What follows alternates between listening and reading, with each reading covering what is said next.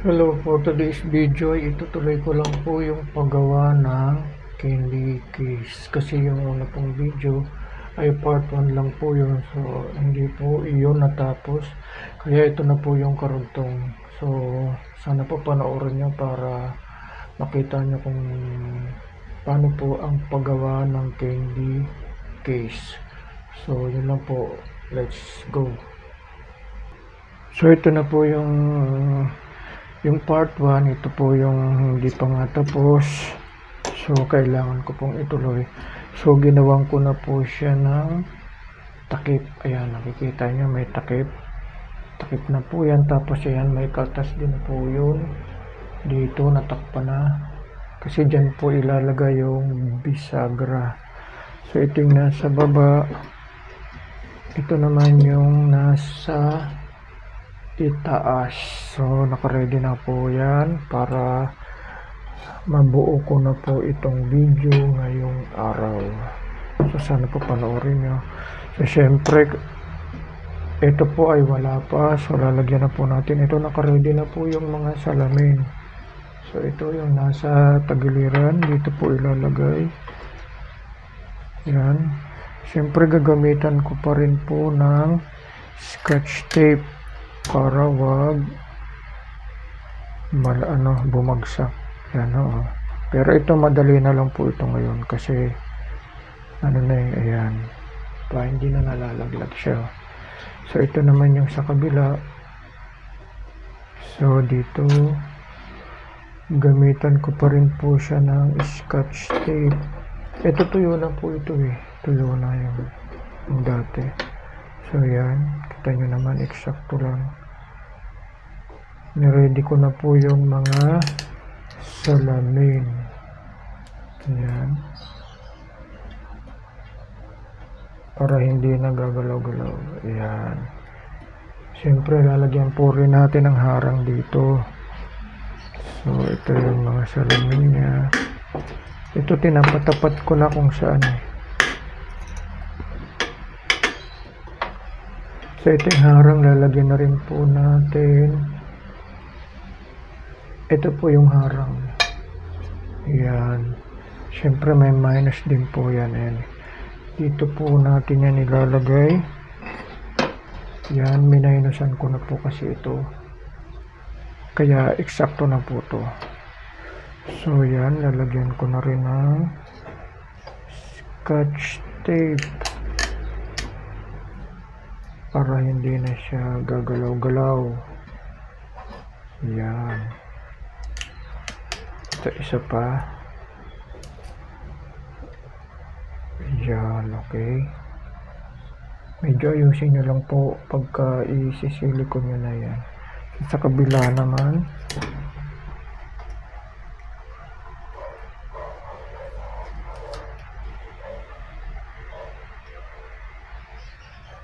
Kailangan pantay-pantay po itong height. Yan. Pantay-pantay po yan. So, ayan. Ayusin lang. So, ayan. Okay na po yan. Pwede na ngayon isilikon. So, umpisan ko rito.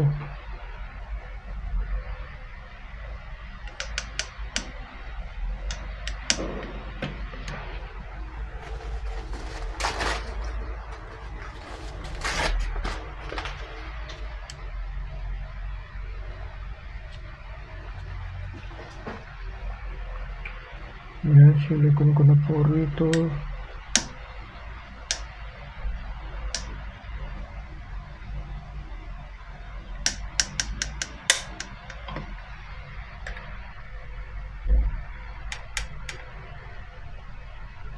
Pag may medyo kumalat, hayaan nyo lang po munang matuyo bago nyo linisin. Kasi pag nilinis nyo ng basa pa basa pa ang silikon lalong kumakalat. Maganda pag tuyo na siya. Yan, nahagod ko lang po yan pag sobrang kapal. Okay, so yan, okay na. So dito naman tayo sa side na to. Siyempre ito lalagyan din.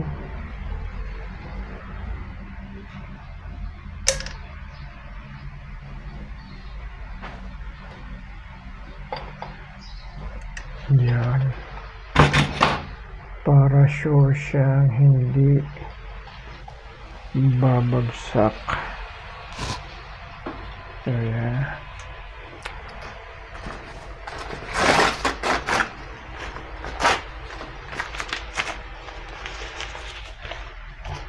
So dito naman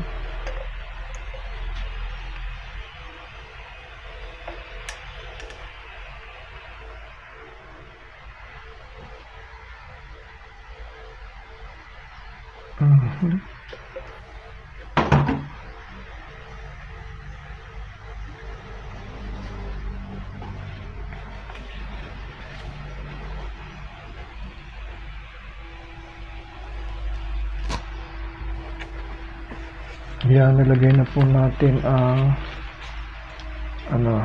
mga harang dito. So lagay ko na po itong partition. Ito wala nang problema, hindi ko na mamarken kasi meron na pong guide sa ilalim. Ayan, dyan, itatapat lang po natin yan. So yan, itapat lang.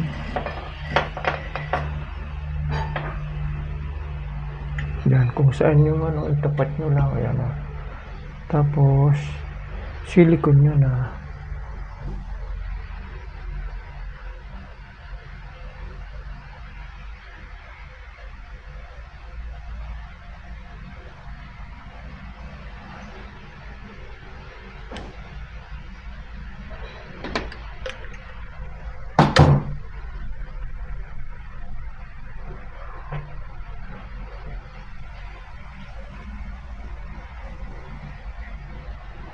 Yan.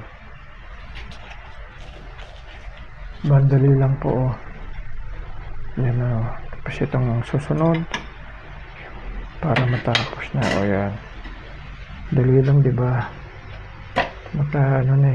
May guide na siya sa ilalim. Yan. Konting ayos lang.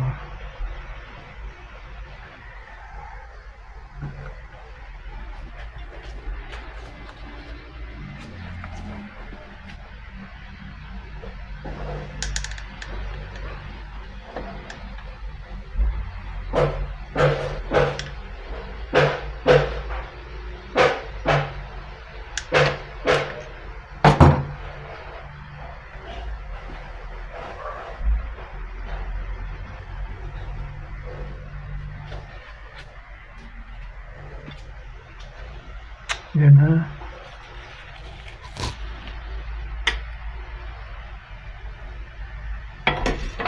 Dalawa na lang.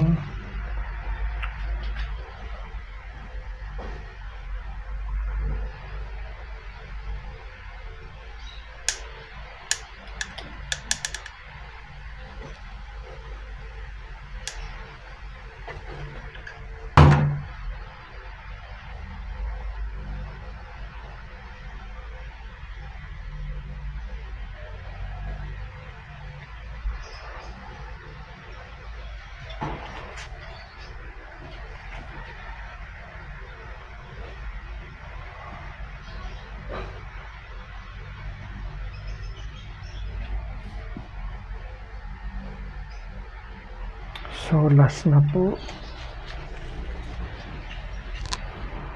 Medyo ayusin nyo pag hindi po siya pagtabi niya. Makikita nyo naman eh. So last na to. Maya tuyo na yan eh.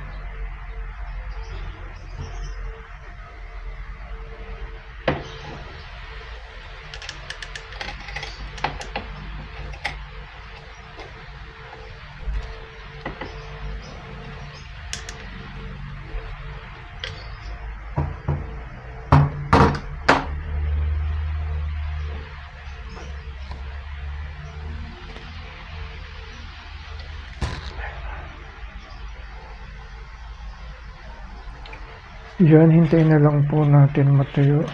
Pwede nyo naman doblehin pagka walang silicone yung iba, doblehin nyo na lang po.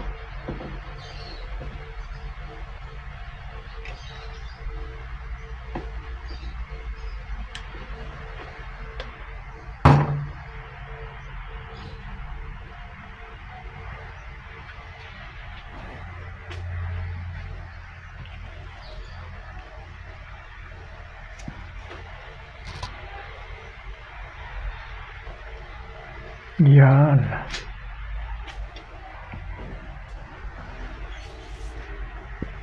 So dito po yan ilalagay ng takip.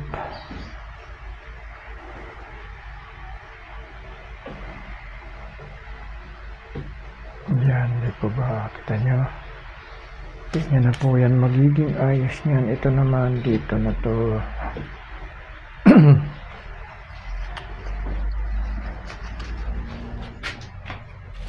Po tapos na. Pag may marumi po, hayaan nyo lang munang matuyo bago nyo linisin. Mas magandang linisin pag tuyo na ang silicone. So, lalagyan ko po ng takip. So, lalagay ko na po yung takip. Dito na po natin gagamitin itong mga bisagra. Bali, 4 po yan. So, una dito, ayan. Siyempre may kaltas, kaya po may kaltas yan kasi hindi nyo naman po talaga may tutornilyo eh. Kaya kinakaltasan po yung salamin para matornilyohan nyo na po. So, gamitin nyo ang screw na ito 4x1/4, pinakamaliit. Dapat ang dito ay talim nyo dito ay pinakamaliit na drill bit. 332. Yung 6x1/4 pwede namin 764. So yan, wala akong maliit na talim kaya hindi ko isasagad. Ayan.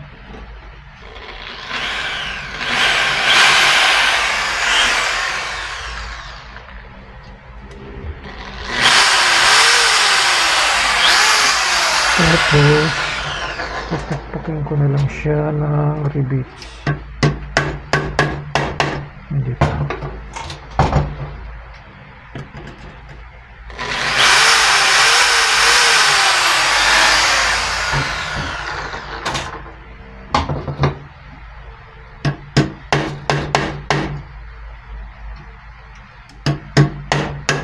Yun.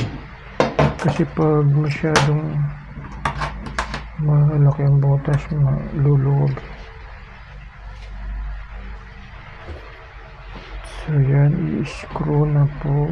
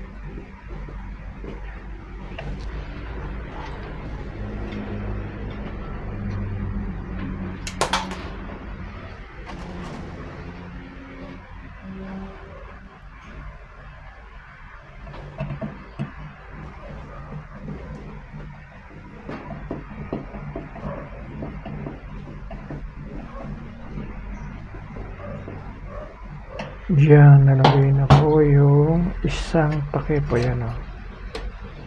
Diba?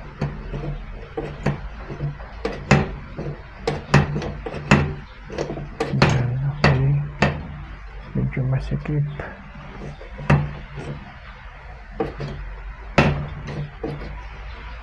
Medyo masikip. So, luwagan natin ng konti.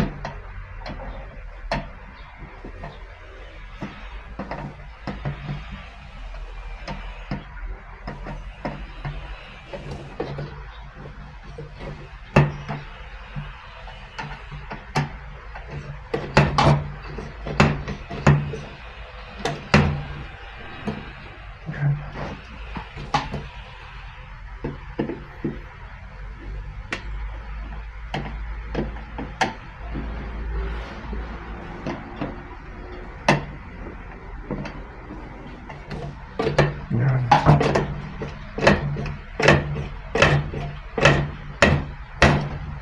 So yan, alagay na po. Kung napapansin nyo, wala na po itong hawakan kasi tignan nyo, naka-overlap na po siya. Overlap ng 1/4, gagawin na lang pag binuksan. Yan. So ngayon naman itong sa baba naman ay ilalagay.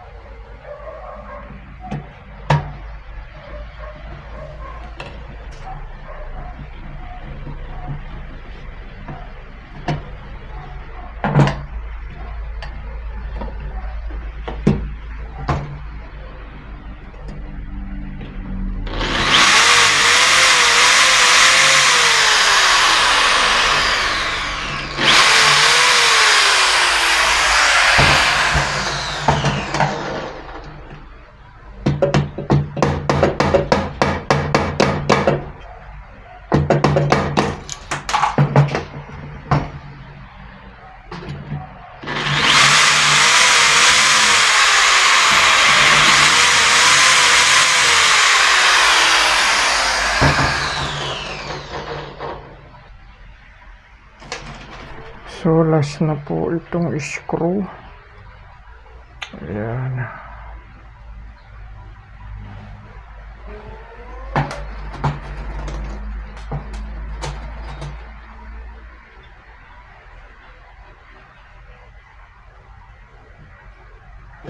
Mas maganda talaga yung mas maliit na drill bit eh.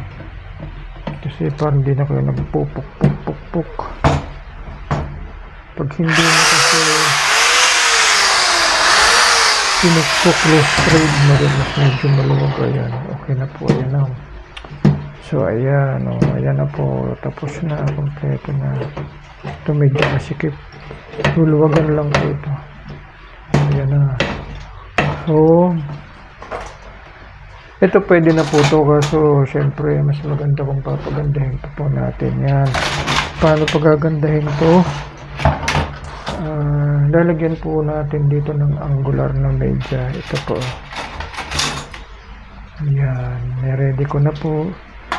So babaligtarin ko lang to para mailagay ko yung angular. Yan, di ba? Para hindi mahirap. Lagay ko lang yung angular dito. Protection din to para iwas basag pag mayroong ganito. So gamitan nyo lang ng sealant. Dikit lang naman, madali lang naman to para mas gumanda pa ang inyong candy case. Meron naman pong silver nito, mas mura yung silver kulay. Ito po kasi yung available sa akin kaya brown ang ginamit ko. Yan, naka-ready na po yan, kaya ayan, dinidikit ko lang para mabilis. Yan, at matatakpan-takpan din yung may mga bungi dyan. Yan.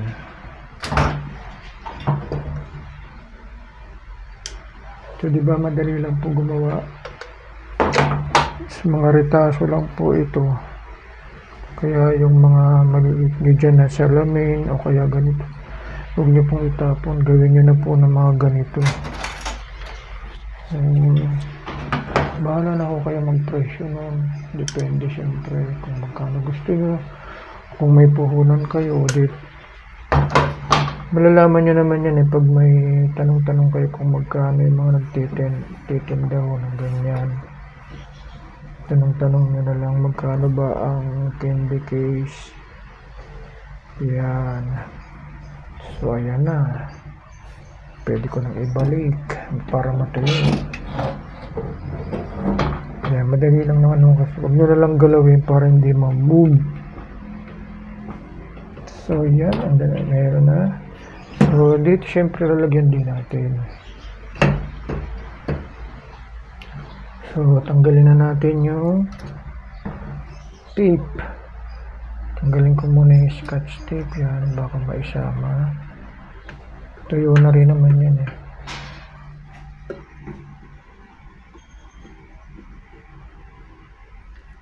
Yan, tanggalin mo na.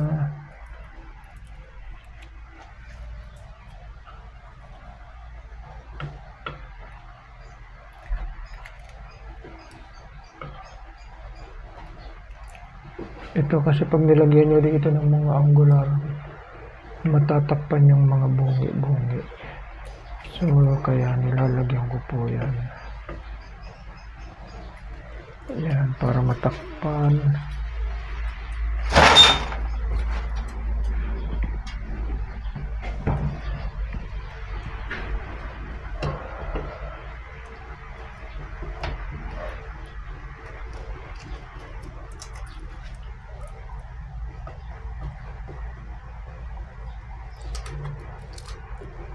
Okay na. So, kuto ng angular. Yan, sa ganyan nyo lang. Tapat nyo dyan. Tapos, markahan nyo ng lapis. So, ginugunting ko na lang ito eh.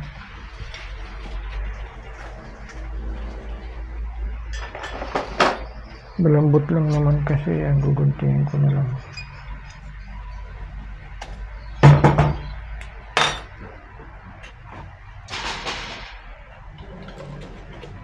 Diba? Tapos idikit nyo na lang. Dikit ulit.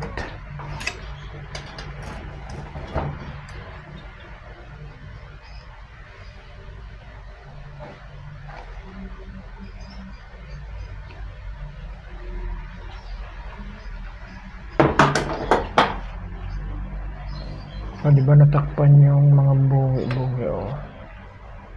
Diba? Mas presentable po siya. Dito naman sa kabila.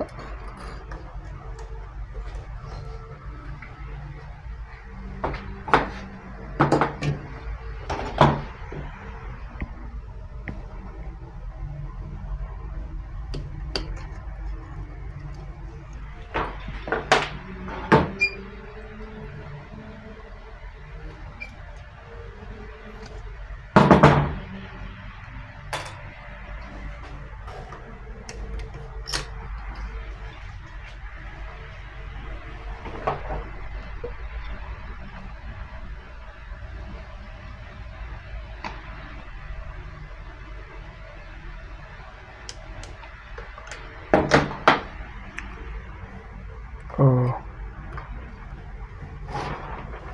Yan na. Itong ano, kung kinakalawang, pwede nyo naman po itong pinturahan. Pinturahan nyo ng itim. Ako pinipinturahan ko ng itim yan. Kasi talagang kinakalawang yan. So ito na lang dalawa.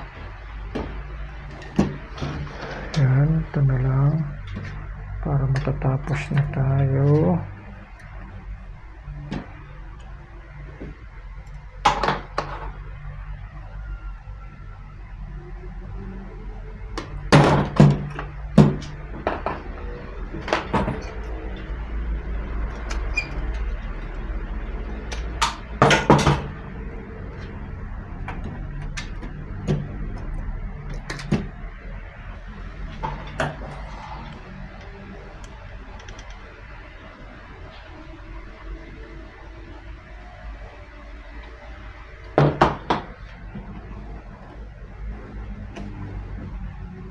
Yan, hintayin nyo lang matuyo. Diba, wala na yung mga ano. So, ito na lang, isa. Ay, ito pa pala, sa taas. Kuha pa tayo ng angular.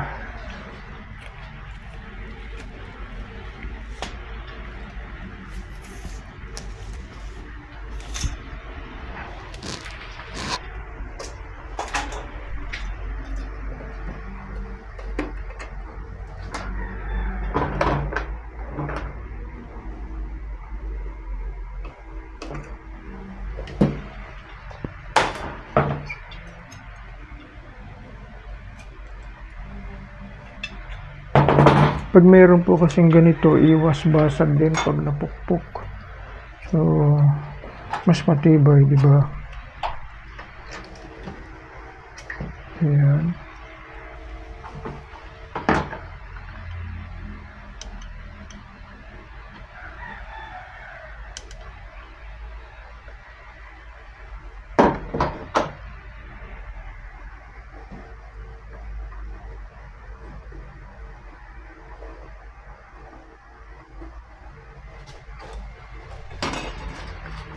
Ito na lang.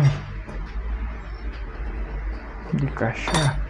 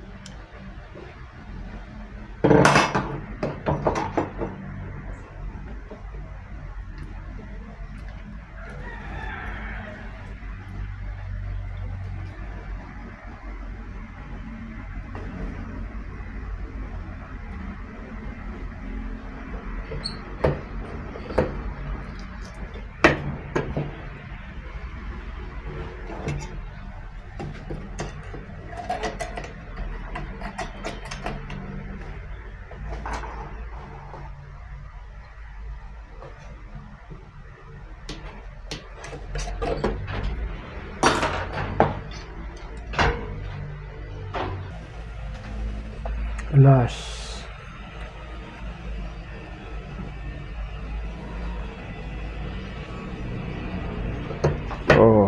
Kita. Ayan na po, tapos na. So nakita nyo naman gumanda na siya. Linis. Ngayon yung mga dumi, lilinisin nyo na lang po para pwede nyo na po siyang ibenta. Ayan, ganyan lang po kadali. Ang galing, diba ba? Ito medyo ayusin ko na lang po kasi medyo nakaangat. Kunting lang po ito, adjustment. So ganyan lang po ang paggawa ng candy case. Sana po nagustuhan niyo ang video. Kung nagustuhan niyo po ay sana wag niyo pong kalimutan mag-subscribe. Paki-likes na rin po at share ang video. So maraming salamat po sa panonood. Hanggang sa susunod po, gagawa na naman po ako ng iba pang glass cabinet. Maraming salamat. Bye-bye.